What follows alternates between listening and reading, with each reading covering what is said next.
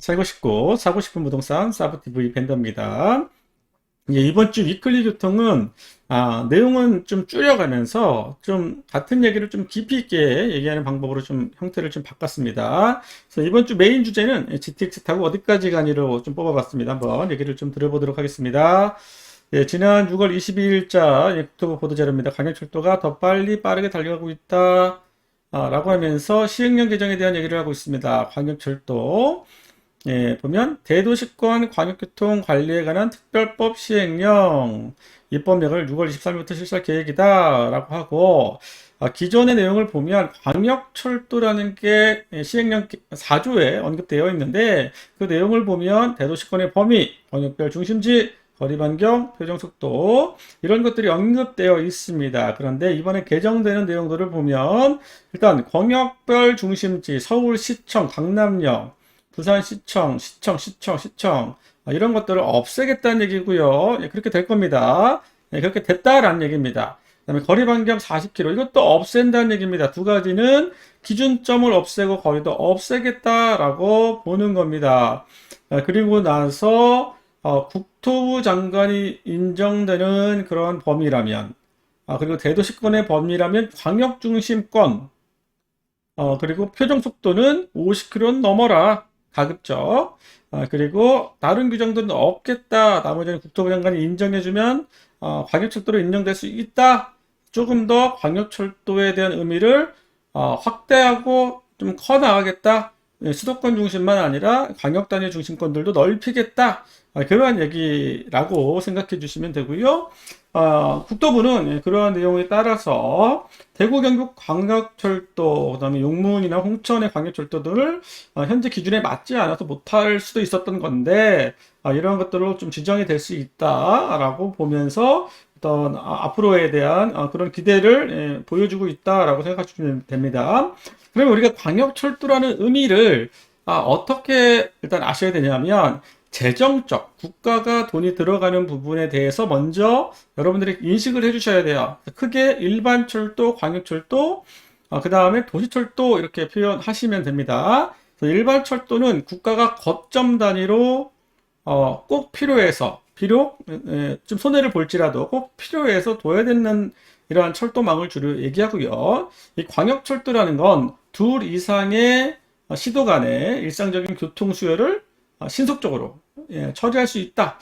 둘 이상의 시도 간의 일상적인 교통수단, 그러니까 지역과 지역을, 서울과 인천, 서울과 뭐 수도권, 수원, 뭐 이런 데를 연결해 주는 걸 우리는 광역철도라고 표현합니다. 그리고 도시철도는 뭐 서울이면 서울, 뭐 수원이면 수원, 인천이면 인천 안에서 주로 움직이는 철도를 우리는 도시철도라고 표현하고요. 이렇게 크게 세 가지로 구분한다라고 생각해 주시면 됩니다. 일단은 제가 좀 화면에서 좀 포인트 옵션을 좀 두고 그렇게 보시면 될 것 같습니다. 시도, 일상적인 교통 수요, 권역별 중심지, 거리 반경 이걸 없앴다 라고 생각하시면 되고요. 크게 보면 수도권 맞죠? 그 다음에 부산권 그렇죠? 그 다음에 옆에 있는 대구권, 그 다음에 대전권, 그 다음에 광주권 이 정도로 크게 놓고 보시면 이해가 되실 거라고 보여집니다. 여기에서 이어지는 광역철도, 수도권 안에서 서울과 뭐 부천과 인천 맞죠? 서울과 수원, 뭐 성남 이렇게 연결되는 거 맞죠? 뭐 대구다 그러면 뭐 구미, 뭐 경산, 영천 이런 거, 뭐 대전이다 그러면 뭐 세종으로 연결되거나 맞죠? 아니면 청주로 연결되거나 이런 것들을 광역철도라고 표현한다는 의미입니다. 이러한 것들을 둘 수 있다는 거고, 그럼 이제 왜 중요했느냐? 결국 GTX가 광역철도거든요. GTX 자체가 광역철도란 말이야. 그래서 이 GTX를 확대하려면 결국 이 규정들을 좀 바꿔줄 필요가 있다라는 겁니다. 그래서 기존에는 뭐 신호선이다 그러면 삼성역을 중심으로 의정부 덕정, 밑에는 수원까지 연결됐는데 이런 것들을 필요에 따라서는 천안까지도 연결할 수 있다. 이렇게 보는 거고요. 뭐 비노선 같은 경우도 맞죠? 비노선 같은 경우 청량리에서 필요에 따라서는 춘천까지도 연결할 수 있다. 이런 의미라는 겁니다.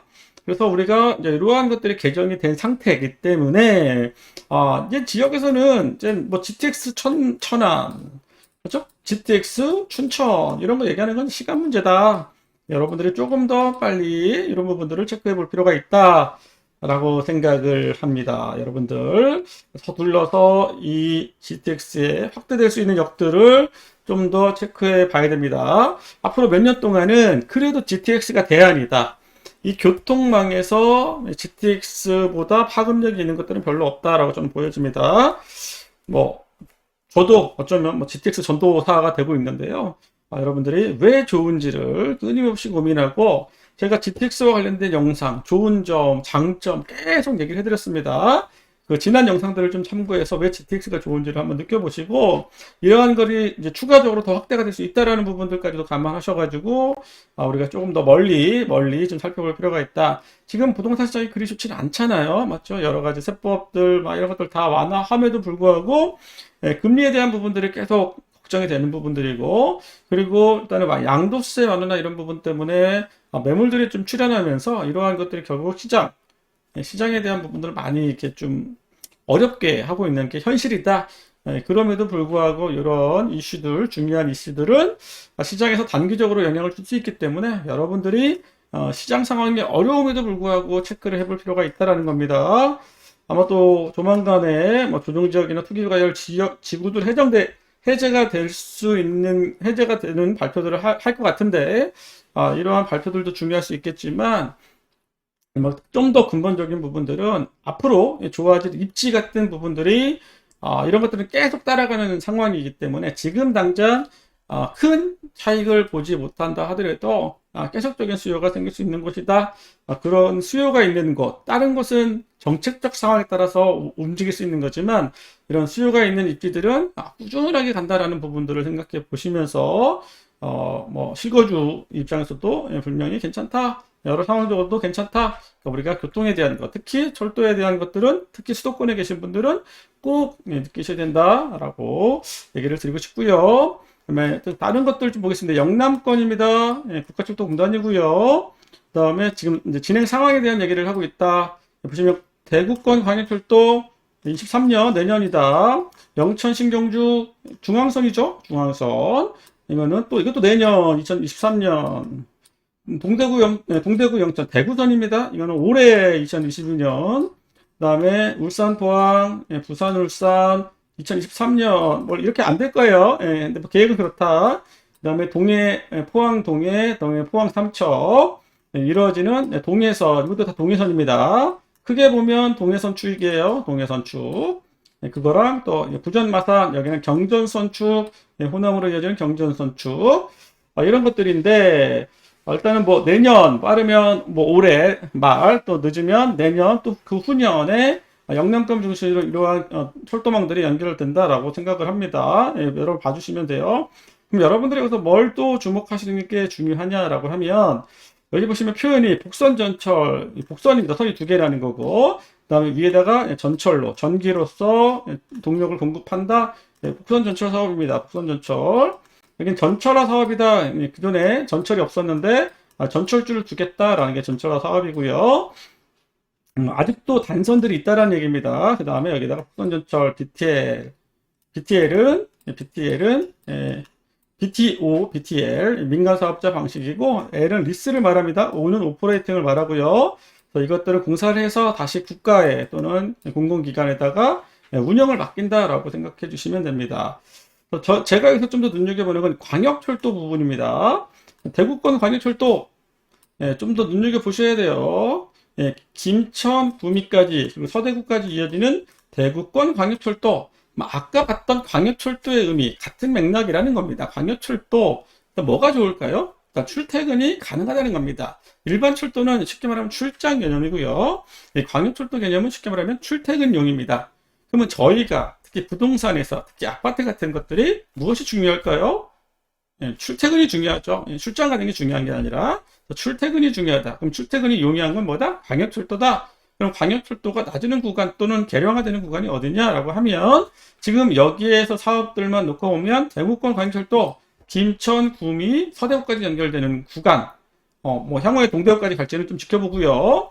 그래서 그 광역철도 구간, 기존의 경부선을 활용한 대구권 광역철도 구간, 추가로 여기 생기는 그런 지역들 여러분들 보셔야 된다는 얘기고, 현재 이제 부전 마산이 이제 공사가 다 완료돼서 뭐 올해 말이나 내년에 개통이 될 예정인데, 여기에는 원래 그 ITX 같은 그 EMU 열차가 다니려고 했었는데, 지금 그런 EMU 열차들이 다 쉽게 보면 우리가 중앙선에서 다니고 있는 KTX 이음이라는 열차로 다 동일하게 표현을 하고 있다라고 봐주시면 됩니다. 그래서 이 부전 마산 민자사업 구간도 GTX 이음 열차가 다닐 예정입니다. 올 연말이나 내년 상반기에 다닐 예정이고요.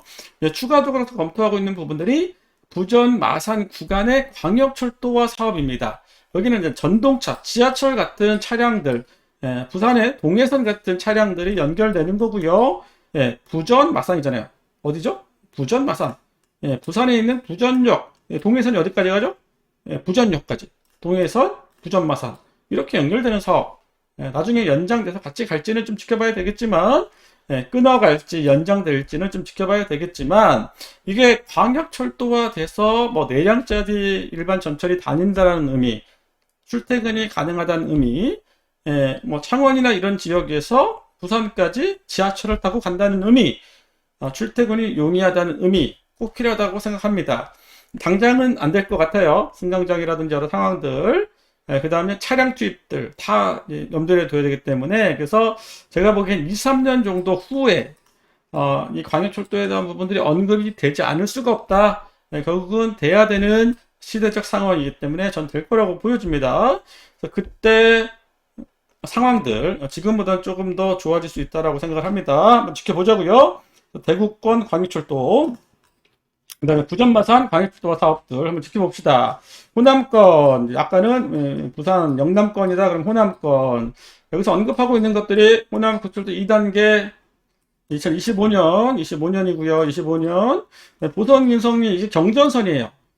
남해안 축으로 이어지는 사업은 경전선, 맞죠? 그 다음에 여기서 동해 축으로 이어지는 선을 동해선, 그 다음에 서해에서 이루어지는 선을 서해선 장항선, 맞죠? 그 다음에 여기서 보면 장항선 익산역까지 온다. 그 익산역이 갈라지면서 이게 전라선, 그 다음에 이게 호남선, 맞죠? 그런데 우리가 전라남도를 놓고 보면 어디죠? 전라북도의 중심은 전주, 인구 65만. 전라남도는 어디예요? 목포? 아니죠. 광주 광역시를 제외하고는 순천, 광양, 여수, 맞죠? 여기가 핵심이죠. 여기도 한 65만, 70만 될 겁니다. 70만 명이 거점 단위로 확보되어 있는 순천, 광양, 여수, 요 구간이 전라남도의 주축이다라고 보시면 됩니다.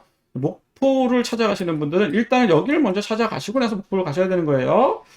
그래서 목포는 근대적 유산 이런 느낌이고요. 실제로 일자리 여러 가지 상황들 감안해 보면 우리가 전라남도를 생각한다라고 하면 순천, 광양, 여수를 먼저 생각하셔야 된다. 그리고 그러려면 결국 익산에서 갈라지는 이 전라선 계량화, 어차피 서울에서 출발한다, 온다, 일로 간다. 아니면 여수공항을 비행기로 타고 간다든지, 어찌됐건 이 부분을 좀 더 보실 필요가 있다라고 생각을 합니다. 이번 한 주 광역철도에 대한 부분들을 주로 얘기를 했습니다. 화이팅 하시고요. 또 다음 주에 뵙도록 하겠습니다. 감사합니다.